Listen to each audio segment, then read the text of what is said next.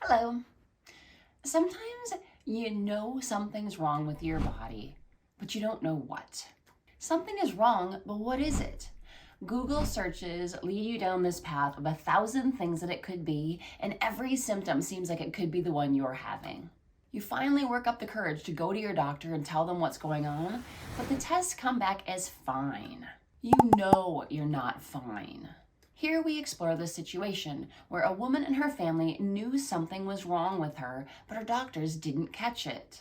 At the end, we'll highlight how to avoid this situation for you and your loved ones.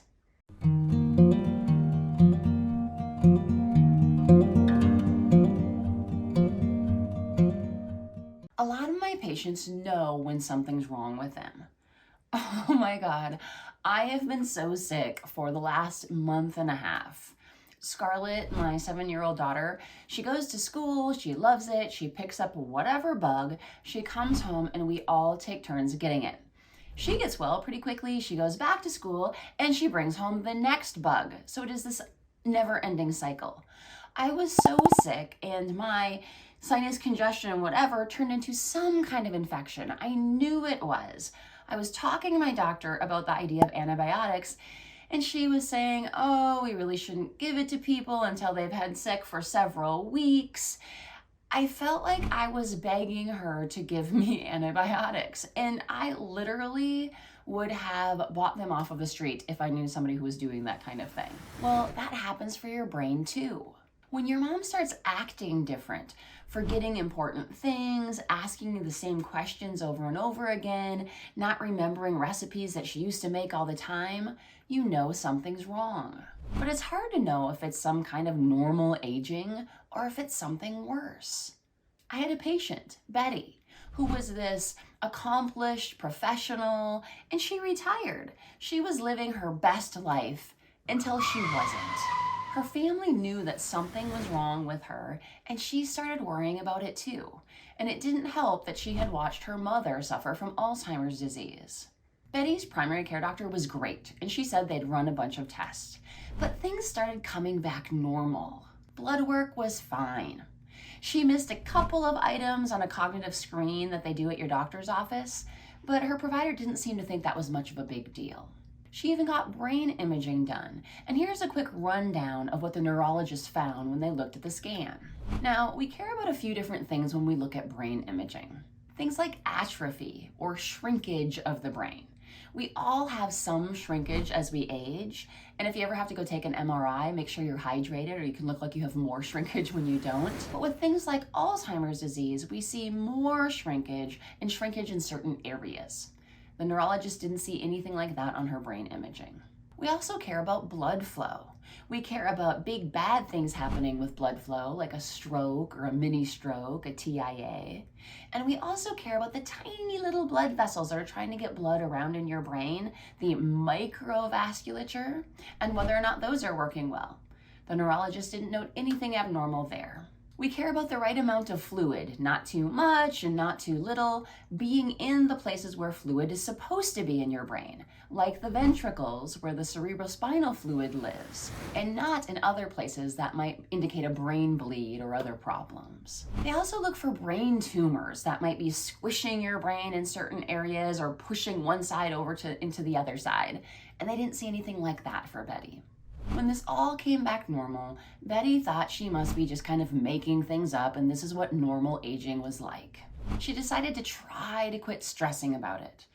But her family still worried and she still had some worries herself as she continued to live her life normally. Fast forward 2 years where Betty just tried to keep living her life in her normal way, but she had gotten worse. Her memory was noticeably worse, and she was having problems with everyday things like taking her medications or driving to new and maybe even sometimes familiar places. So they finally went back to her doctor and were referred to a specialist, a neurologist who was trained in geriatrics. He reviewed the same brain imaging from 2 years before. Here's what he said. Brain MRI showed mild to moderate atrophy in both the right and left hippocampi, mild atrophy in cortical volume more prominent over bilateral parietal and posterior frontal lobes, and minimal to mild scattered and confluent T2 hyperintensity in the white matter most consistent with chronic small vessel ischemic changes. Now remember those areas that we care about on brain imaging? He's saying he sees problems, atrophy or shrinkage in several areas that are related to Alzheimer's disease, with a primary one being the hippocampus on both sides of the brain, the area that's related to making and storing new memories. He also saw problems with blood flow and the tiny little blood vessels deep within the brain, microvascular changes.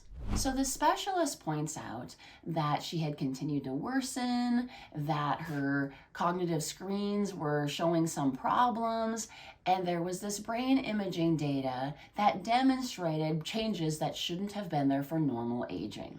At that point, he diagnosed Betty with a neurocognitive disorder, potentially related to Alzheimer's disease or a combination of Alzheimer's disease and a vascular problem. This happened up to 2 years later than it needed to.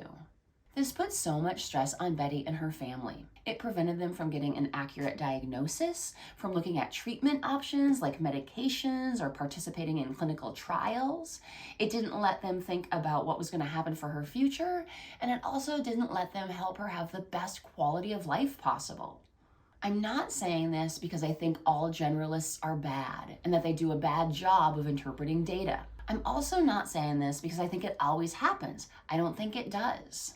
I say this because I want to highlight the need for you to advocate for yourself and your loved ones.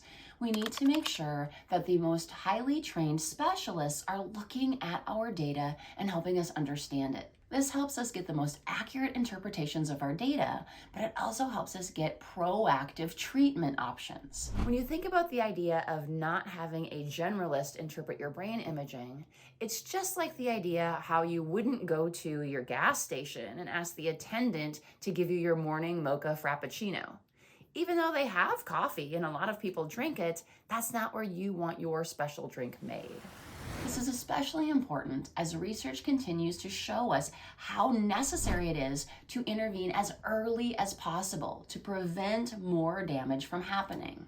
If this information was helpful to you, please share it with other people that might benefit. And now that you know what to do with regard to this idea about brain imaging or interpretation of data and asking for that specialist advice, you might also want to watch my video on neuropsychological testing, what it is, how it's helpful, and how it can be used to help you understand what's happening for you and guide your treatment. It really leads to a better quality of life. Thanks so much for coming today, and I can't wait to see you at the next one.